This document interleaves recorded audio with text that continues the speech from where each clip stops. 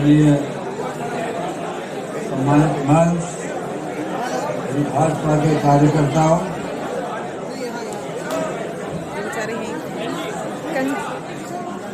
ये आप लोगों को पहले वक्ताओं ने सब कुछ बता दिया है और हम लोग रोज सुनते आ रहे हैं कि सरकार की क्या उपलब्धियां हैं, उन पे हमें नहीं जाना चाहता। मैं सिर्फ थोड़ी सी कागज में आगे बढ़ना चाहता हूँ कि डॉक्टर महेश शर्मा, जिनके मेरे ख्याल में 7 से 8 हॉस्पिटल हैं, हो सकता है ज़्यादा भी होंगे।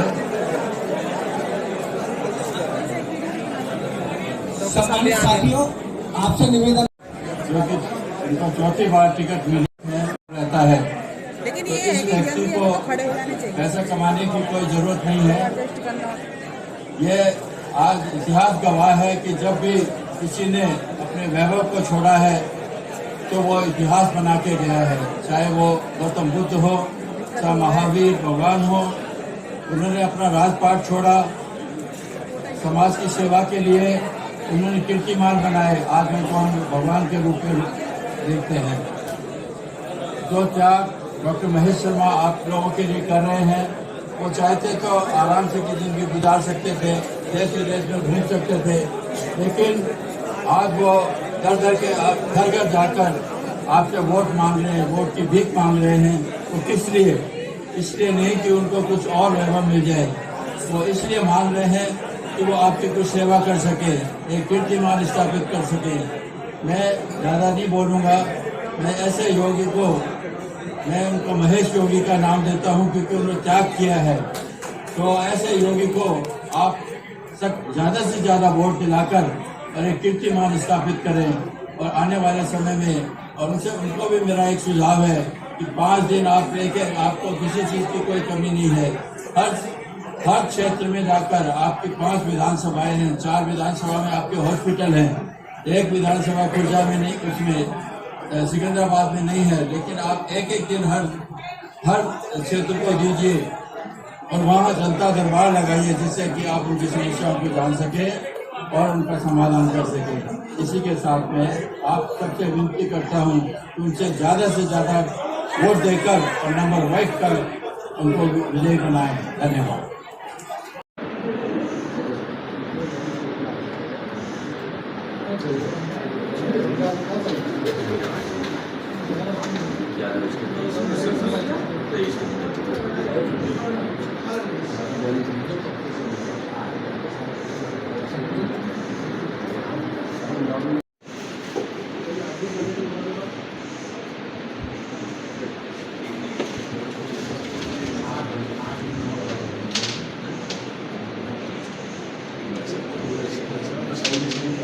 लौकी खरीदना तो उसमें नाखून, सही है ना?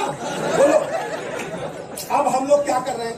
हम लोग नोएडा की भारत की तस्वीर और तस्वीर बदलने जा रहे हैं। वोट का दे दो, हमारी बिरादरी का है इसलिए वोट दे दो। जो विपक्ष मांग रहा है, वोट क्यों मांग रहे हैं? कि हमारे गांव के वोट दे दो। अरे भाई, मेरे भाई, बड़े भाई, जरा दिमाग पे नजर डालो, असर डालो। जो नंबर 1 का खरा सिक्का हो उसे जिता दो।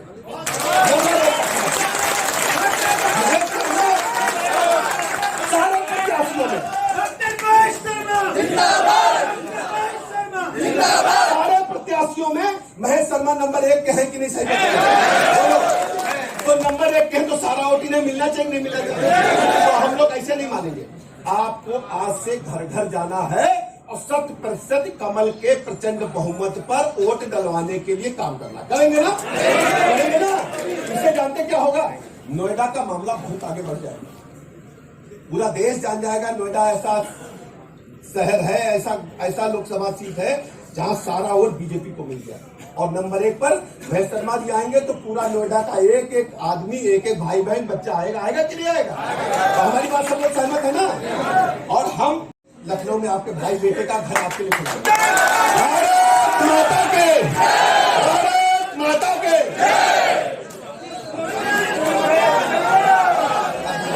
हमारे अध्यक्ष रामदेव रावल जी अभी 2 मिनट अपनी जगह पर और बैठेंगे। अभी 2 मिनट अभी बैठेंगे। रामदेव रावल जी अध्यक्ष जी को मैं आमंत्रण देता हूँ। सभी लोग अभी बैठेंगे अपने स्थान पर। रामदेव रावल जी। प्रधानमंत्री बनाने में एक वोट मेरा भी है। यहाँ की वोटिंग परसेंटेज 80% करने का हमारा चैलेंज है। हमारा चैलेंज है। ये दोनों पार्टियां कहीं दिखाई दे रही हैं। लोग जातिवाद का नारा उठा रहे हैं, धर्मवाद का नारा उठा रहे हैं। पूछो लोगे कहां थे ये लोग, जाति और धर्म वाले लोग कहां थे पिछले 15 साल से, कहां थे? क्या इनका योगदान है गौतम बुद्ध नगर में यहां तक पहुंचने में? एक काम वो बता दे, कोई भी पार्टी बता दे उनकी, या प्रत्याशी बता दे। अगर कहीं भी दिखाने लायक भी हो सकता, चेहरे भी लोग ना पहचानते हो, 15 साल में शक्ल भी नहीं देखी होगी उन लोगों की। आज वो लोग हमारे बीच में पार्टियां बदलते हैं, यहां तक पहुंच गए हैं। तो साथियों, अपनी मजबूत मुट्ठी को इस अहंकार भाव में मत रहना। मैं छोटे बाप का बेटा हूं। सवेरे प्रार्थना में यही कहता हूं कि हे ईश्वर, मुझे अहंकार मत ला देना कि एक मास्टर का बेटा, एक किसान का बेटा आपके सामने खड़ा बैठा है। अगर कुछ थोड़ा बहुत अगर आपने बड़ा कर दिया है तो वह आपने किया है। आपने सांसद बनाया है तो मोदी जी ने मंत्री बनाया, और आज मैं अपने क्षेत्र का कुछ कर्ज वापस कर पाया, ये भी आपकी देन है। मेरे साथियों, मैं आपसे यही कहकर विदाई लेता हूं, और अपने भाई इनको ब्रजेश पाठक जी को भी मैं आमंत्रित करता हूं। आज सब लोग हमारे साथ आ गए।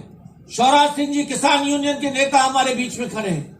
जिस प्रांगण में हम 1.25 लाख बच्चे, करीबन 100 देशों के बच्चे यूनिवर्सिटी में पढ़ते हैं, शारदा यूनिवर्सिटी में, उसके वाइस चांसलर आदरणीय वाई के गुप्ता जी और पी के गुप्ता जी हमारे बीच में बैठे हुए हैं। कितना बड़ा परिवार है इस शारदा यूनिवर्सिटी का, कितनी बड़ी छात्र संख्या, युवा छात्र संख्या है। मैं कुछ लोगों के नाम, कोई किसी बुरा मत मान जाना, मैं सबसे आह्वान करता हूं, मेरे प्रिय अगर आप हो, मुझे मेरे शुभचिंतक हो, मुझे प्यार देना चाहते हो, मुझे आशीर्वाद देना चाहते हो, तो ये संकल्प लेकर जाओ कि जिस गली में, जिस सोसाइटी में, जिस गांव में मैं रहता हूं, वहां का वोटिंग परसेंट 80% से ज्यादा करूंगा। ये संकल्प अगर मेरा आपका प्यार मुझे देते जाए, वोट परसेंटेज, और ये संभव है। मैं 2 चुनाव अभी पिछले लड़ा के आया हूं। प्रतिभा मुझे प्रभारी बनाया गया था त्रिपुरा का, 91% पोलिंग हुई, 91% पोलिंग। मुझे अभी फिर मैं पंकज भैया दोनों मध्य प्रदेश गए थे चुनाव लड़ाने, जो सीटें मुझे दी गई थी 82% पोलिंग हुई वहां। तो नोएडा, गौतम बुद्ध नगर भी मुझे विश्वास दिला सकता है कि आप 80% से ऊपर पोलिंग करके दिखाओगे। यही बात मैं आपसे मांगते हुए बहुत बहुत धन्यवाद। जय हिंद, जय